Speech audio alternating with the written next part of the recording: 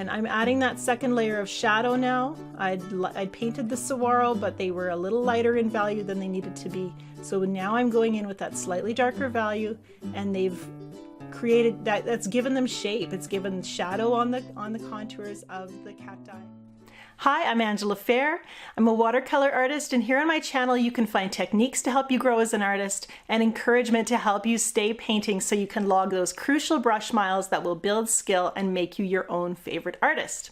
Today you get to look over my shoulder as I paint a desert scene. Feel free to get your brushes out and paint along with me.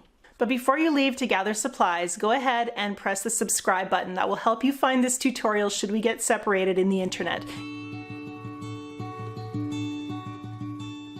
We're coming in to right after the first couple of brush strokes with cobalt blue and carbazole violet. And don't forget there's a supply list below in the description of this video. I've placed those two colors at the same time, letting them run together. You can double load your brush after you get that first stroke down to really get some beautiful blends of color. Just picking up both colors and moving them across the paper, or you can work with them separately as I've done here and let them run together. From here I'm going to start building up the lightest values in the image, so where the sunlight's falling on the cacti and the different shrubs in the landscape. So I'm going to use some yellow here, and I've chosen Ben's yellow. It's a little transparent, it's got a nice flow, and it's going to provide that glow, that underpainting of light, even after I build up my darker greens over top of it. And by placing it now, you can see the cliffs there starting to run down into the landscape, so we get some soft edges, nice smooth transition. And I like to do this, I don't like to have a lot of edges except for where my focal point is. So we've got that beautiful crisp cliff, but then we can use the softness everywhere else to keep the focus on those hard edges. Just touching in some Aussie red gold here to warm up just a little bit more of the landscape and get in some of those earthy colors. And some green gold, just hinting at some of the shapes of the shrubs in the scene. Working wet on dry, and this is my usual practice. I have just a little bit more control. I can create those crisp edges around my focal point and then soften everything else as I build up those colors. And I'm going straight in with some darks now. This is undersea green. By placing darks now, I start to be able to understand the passage of light and dark values in the scene. I have a little bit of an idea what my range of values is as well. And again, because everything's wet, I get this beautiful interplay, softness and transition between the colors. I can pull some of that color across the paper, let it blend with the colors that are already there.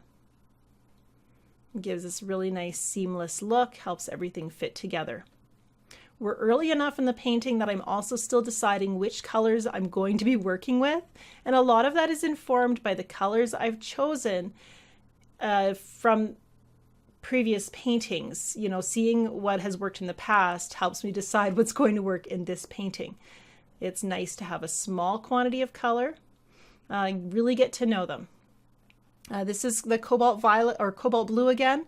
I'm working with that in the sky. I did add just a touch of the violet as well, just to kind of soften and warm up that blue, give it a little bit of a cloudy feel, especially towards the top. And I'm going to be a little less dramatic with the clouds in this scene than my reference photo is telling me. I don't really feel the need to have my clouds competing with the strong contours of my background hills. So I make that artistic decision to prioritize one area of the scene over another. And that's what's going to tell the story of my landscape. Again, working wet on dry, lots of juicy paint on my brush. As each brush stroke goes down, they flow into each other, but I also get some edges to show where the clouds stop. Now I'm trying to do this as a mostly one layer landscape, so That means I'm always moving back and forth through the different parts of the painting. Back to my undersea green to start indicating some of the foreground colors, using a little bit of palette dirt for this violety gray color for the shadows on the landscape. It's a sunny day, so the shadows are going to be quite dark. And I'm using a really pointy brush here so that I can make spiky shapes that would indicate the type of vegetation you find in the desert. It tends to be pretty spiky, and so I want those strong shapes. And so then I can come back and place some vegetation over those shadows. And it's dry enough here in the foreground, since I've been painting my sky and my cliffs, that I can get some really nice spiky shapes to indicate those bushes and shrubs. And I'm still just building up shape right now, and this is in my foreground. This is some of my nearer shapes. And working with the undersea green, and I believe I'm using a little bit of zoisite as well. And I've mixed up some brown here, and it's a little bit of hematite violet, a little bit of the violet we started with as well. And it's helpful if you want to tweak your browns to use the colors you originally started with. Working with those colors that are already on the paper will give your brown a beautiful unity. Brown is a neutral color, so you really want to have a combination of neutrals that is incorporating what's already there on the page, so that the neutral doesn't look jarring and out of place. I'm going to try to place some of my saguaro. There's some distant ones back there, and I want to make them look different from each other, while still kind of simple and iconic. That little shadow one that I originally placed, I have to darken up. When you're painting distant objects, generally paint them not in your darkest value, paint them slightly lighter than they actually need to be. And then once they've dried, you can go in and add just a hint of a darker shadow to them. Now I'm lightening just a little bit because I want those to seem really indistinct. But by painting them a slightly lighter value than they actually will become, you then can build up just a little bit more color in a second layer or when they're almost dry. And that will give them a more contoured shape. It will help them to look a little less flat. Again, I'm just playing with value as well. I need value to create distance and depth. So some darker values here pull your eye into the scene. By placing darks in the middle ground, it really helps to bring you deeper in. You don't get anchored at the bottom of the page in the foreground. Using a small brush for these because I do need a little bit of control for those tiny little shapes. Use my very fine pointed skinny little brush here to make some interesting lines, some dead wood.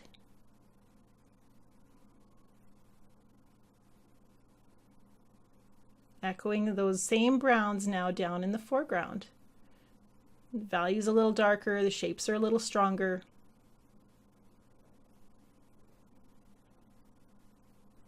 The trick, the challenge here, I think, is to create that feeling of depth without and multiple plants and shrubs without having to paint every single one. And this is a little bit of a balancing act. I'm trying not to paint with a magnifying glass. I'm trying to be relaxed, see the overall shapes and patterns in my reference photo.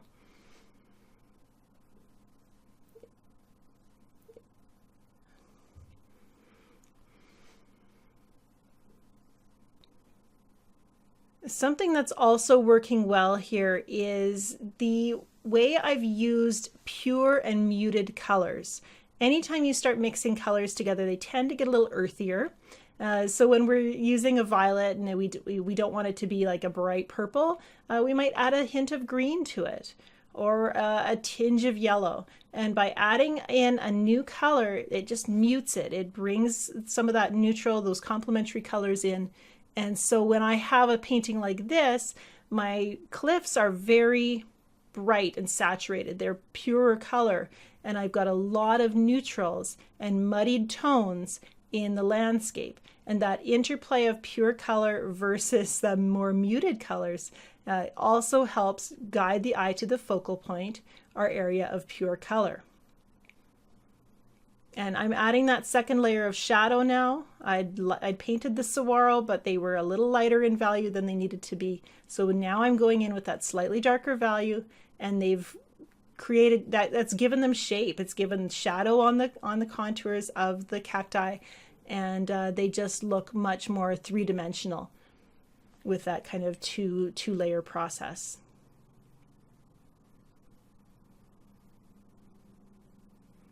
I'm building up my shapes of my dead tree as well. And just kind of studying it. I want to get the shape right. I want it to kind of be blended in with the greens back there. I don't want it to look pasted on. We're going to place our focal point Saguaro in just a moment after this word from our sponsor. I have loved painting this landscape. I think I've done it at least 4 times, and every time it's different. Watercolor, painting landscapes in watercolor opens this world of possibilities. I'm really passionate about doing so much more than just painting what you see in your reference photo. You want to put your inner artist into your paintings. In fact, I'm so passionate about teaching this heart-led painting style that I've designed a brand new course, Heart-Led Landscapes, which you can sign up for at learn.angelafehr.com. In the course, you'll find the 3 stages of development in starting with that reference photo, learning the crucial elements that support the photo, developing your visual language so you can communicate with confidence and clarity, and then creating conditions for your heart to show up and put that beautiful truth and authenticity into your paintings. I hope you'll join us and see your landscapes rise to that next level. And I want to paint my big cactus. Start with that straight line of the main part of the body of the cactus, pulling down. Notice that the bottom of the cactus is a little bit choppy. I don't paint it as a flat base. I want it to look like it's growing up out of the shrubs. It needs a little bit of a jagged edge so that it appears that shrubs are coming up in front of it. Now, I think Saguaro are pretty forgiving. They've got arms that can stick out in all kinds of directions, and there's some pretty funky and interesting ones. So you have a little bit of latitude here as to how you're going to paint it, and I'm trying to get my proportions right. This is really kind of a focal point item, and so I don't want it to be too small for the place that I've put it. And this is usually done by really evaluating its positioning in relation to the other elements in the scene. Again, you can see how carefully I'm working to form that shape. I want to get those curves right, and then I build them out and make them broader. It's so much easier to make a too narrow shape wider than it is to make a too wide shape narrower. So I'd rather err on the side of being just a little bit narrow than working too wide. And again, building up those contours with that darker violet shadow.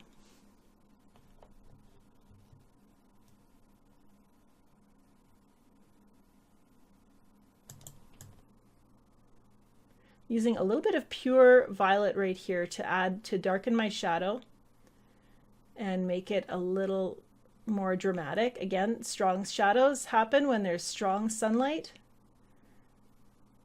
So if we want that feeling of a bright sunny day, my shadows need to be dark as well.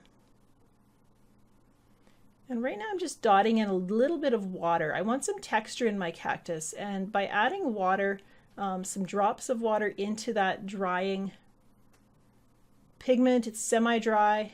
It's actually going to push some of that pigment around and create texture. I can also anchor it into the ground here by pulling some of that color out. Make some of those bushes. Now it looks much more like it's sitting in the shrubbery. Usually at the finishing stages of a painting, and we really are getting to the point where I think I'm ready to stop here, at these finishing stages, it's really about putting in those darks, the strongest dark values, and increasing contrast around your focal point if your focal point's not impactful enough.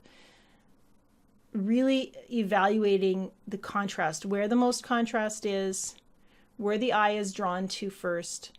All of these are things that help your painting have more impact and pull your landscape scene together. I believe landscape painting is such a good way to exercise your observation skills. And when your observation skills are what you're relying on rather than what we think we know, we are generally going to be more accurate in how we paint a subject. Some of that is training your brain and learning how to overcome what your brain is telling you that you see.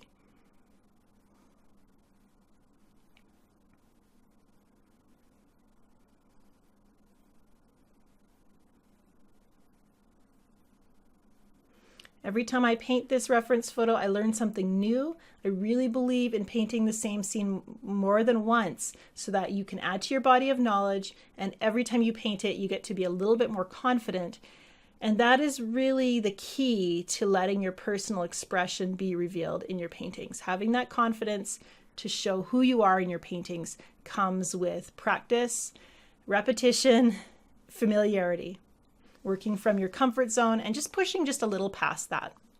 Hey, thanks for watching. As always, you can find me online at angelafehr.com, Instagram at angelfehr, and I'd love to hear from you and see the paintings that you create inspired by this lesson. You can hashtag Angela Fehr or Fearless Artist, and that helps me track down your work so I can, give it multiple thumbs up. Have a great day.